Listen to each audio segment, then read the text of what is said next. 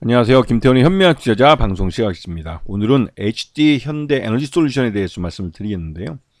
이 회사는 앞에 HD가 붙는 것으로서 알 수 있듯이 현대중공업그룹 계열사입니다. 이 현대중공업이 조선업 쪽에 특화되어 있고 그쪽의 사업 비중이 높은 대신에 이 조선 업황에 따라서 전체적으로 실적이 많이 영향을 받습니다. 그래서 사업 다각화 차원에서 이 신재생 에너지 쪽을 개발하는 그런 쪽으로 현대에너지솔루션이라는 회사를 지금 세워서 운영을 하고 있습니다. 아직은 HD 현대그룹 내에 규모가 그렇게 큰 사업을 하고 있지는 못하죠. 그래서 이 회사는 주로 이 태양광 내에서도 이 태양광 셀, 이 패널 쪽을 주로 생산하고 있습니다. 근데 문제는 이 태양광 셀과 모듈은 보증 기간이 약 25년에 달하는 그렇게 이제 그 좀 장기적인 프로젝트로 사업을 하고 있고 제품을 판매하고 있기 때문에 현대중공업처럼 자본력이 있고 또 오랜 업력을 가지면서 시장에서 검증된 회사들만 뛰어들 수 있는 시장이기도 하죠.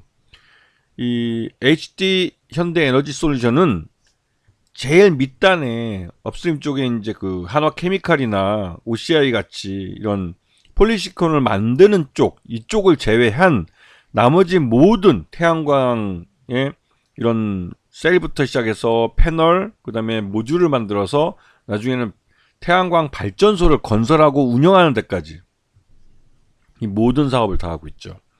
그래서 이 현대 에너지 솔루션 같은 경우는 향후 이제 그 아리백이나 기후 협약에 따라서 성장성이 높은 신재생 에너지 사업을 하고 있다고 보시면 맞습니다.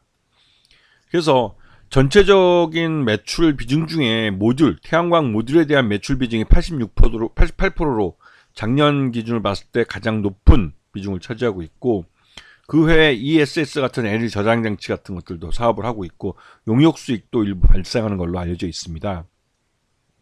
근데 보시게 되면 지금 전체적으로 매출액은 솔직히 좀 들쑥날쑥한 좀 불안정한 모습을 보이죠. 왜냐면 이 HD 현대 에너지 솔루션이 이 모회사인 HD 현대의 그 거래처들, 즉 조선업체의 그 거래처들의 그런 그 영업을 마케팅을 좀 의존하고 있는 그런 모습을 보이기 때문에 이 조선업종에서 영업이 활발해지면 동반해서 이 에너지 저장 장치나 이 태양광 모듈에 대한 수출이나 또 태양 발전소 건설에 대한 이런 용역 사업들이 늘어나게 됩니다.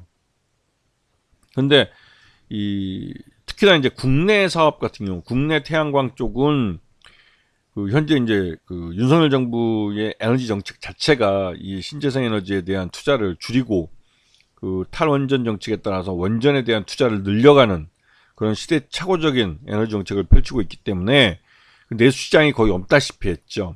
그랬다가 이 HD 현대 에너지 솔루션은 해외 시장을 통해서 이러한 그 매출액이나 이런 것들 가져가려는 노력을 많이 했습니다. 특히나 이제 작년까지는 기준금리가 인상이 계속되고 있었기 때문에 굉장히 어려웠지만 올해부터 와서 이 글로벌리 특히 미국 중심으로 해서 이 기준금리 인상이 그러니까 기준금리가 인하될 수 있다는 기대감 때문에 그 기준금리가 인하가 되면 이런 신재생 에너지에 대한 투자 여력이 늘어나기 때문에 관련된 발주가 많이 나오게 되죠. 이게 지금 보시면 아시겠지만 이 HD 현대 에너지 솔루션 같은 경우도 매출 외형도 그렇고 영업 이익도 그렇고 그 단기 순이익은 아예 적자로 돌아선 상태고 그래서 수익성이 굉장히 나쁜 상태입니다. 이게 이제 그 모회사의 거래처에 국한된 영업을 듣다 보니 이런 결과가 나온 것도 문제가 되는데요. 하지만 이 태양광 관련된 또 신재생 에너지 관련된 이 사업들은 점점 성장하고 있는 그런 시장이기도 합니다. 그렇기 때문에 이 HD 현대 에너지 솔루션 같은 경우는 충분히 이 실적을 개선시킬 수 있는 가능성이 높은 것이죠. 그리고 이 HD 한국조선해양이 조선주 중에 이제 그 현대그룹, 현대중공업그룹 내에 이제 중간지주 회사 형태가 되는데 이 회사가 최대주로 있는 겁니다. 전체 지분의 53.57%를 갖고 있기 때문에 말 그대로 이제 그 지분율이 그러니까 거의 반 이상이 되기 때문에 그 말 그대로 이제 고배당을 줄 수도 있고 또 이런 그 품절주가 되기도 좀 쉬운 그런 종목이기도 하죠. 그래서 이 회사는 실적에 따라서 시장에서 이제 주가에 대한 평가가 달라질 수 있는 그런 회사이기도 합니다.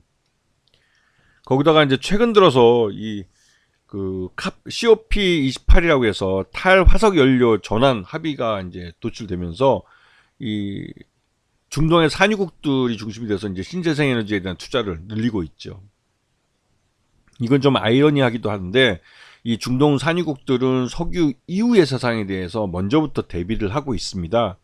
그래서 특히나 이 아프리카 지역 같은 경우는 태양광 발전이 굉장히 유리한 지역이라 여기에 이제 태양광 발전소를 많이 건설을 하고 이 태양광 발전소에서 건설된 그러니까 만들어진 이런 전력을 갖고 이 아프리카를 좀 뭐랄까요, 좀 발전시키겠다 하는 계획을 갖고 있는데 여기에 이제 현대 에너지솔루션 같은 경우 우간다나 이런 그 산유국들 중에 이 거래 관계를 갖고 있는 나라들이 있습니다. 그런 나라를 중심으로 해서 아프리카 태양광 시장에 진출하고 있고 또 이러한 기회가 HD 현대 에너지솔루션에게는 기회가 되고 있는 것이죠.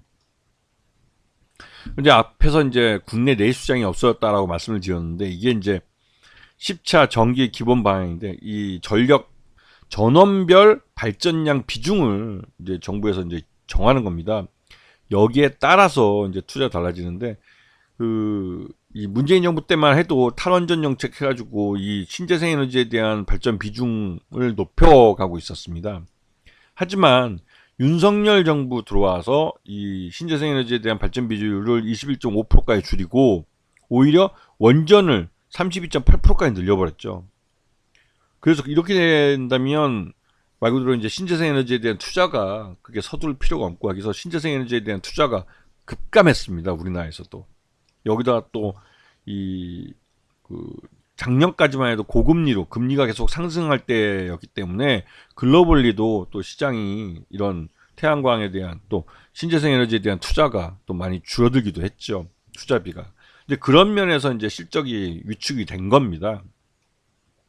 그리고 이 한미 금리 차를 보시면 한 연 2% 정도 나는데 이게 우리나라는 3.5, 미국은 5.5에서 이제 플랫으로 이제 동결로 계속 가고 있습니다. 그리고 올해 안에 빠르면 6월이고 늦어도 7월 달에는 기준금리 인하를 하고 또 그런 인하로 인해서 이런 신재생 에너지에 대한 투자가 더 늘어날 수 있도록 그렇게 글로벌리 정책들을 펴나갈 겁니다. 여기다가 최근 들어서 국제유가가 다시 또 급등을 하면서 이 국제유가가 오르면 신재생 에너지에 대한 투자는 늘어납니다. 이거는 공식이라 그런 면에서 HD 현대 에너지 솔루션 같은 경우는 기회가 점점 커지고 있다는 그런 느낌이죠. 자, 보시게 되면 현대 에너지 솔루션은 재작년에서 금리가 오르는 동안 내내 주가가 흘러내렸습니다. 이거는 이 기준금리를 올리면 금리 인상 때문에도 회사가 그러니까 이 투자가 이런 신재생 에너지에 투자가 줄기 때문에 HD 현대 에너지 솔루션이 영업망을 넓히고 이제 시장을 넓혀갈 수 있는데 규제가 있다는 게 제약이 따르는 것이죠. 그래서 최근 들어서 기준금리가 다시 또 인하로 돌아설 것이다라는 말들이 나오면서 이 신재생 에너지에 대한 재투자가 이루어지고 특히 이번 총선 이후에 윤석열 정부의 에너지 정책이 바뀔 가능성이 있기 때문에 그에 따른 기대감에 주가가 선반영되고 있는 그런 모습이기도 합니다. 그리고 최근 들어서 HG 현대 에너지 솔루션 같은 경우는 아프리카를 중심으로 해서 이 태양광 수주에 전사적으로 나서고 있기 때문에 그러한 면에서 이제 가시적인 성과로 나올 수 있다는 기대감이 좀 있는 상태죠. 그래서 이 태양광이나 풍력이나 같은 신재생 에너지 같은 경우는 올해가 다시 또 회생할 수 있는 그런 기회가 될 수 있을 것 같습니다. 아시겠죠? 자, 오늘 방송 여기서 마치겠습니다. 감사합니다.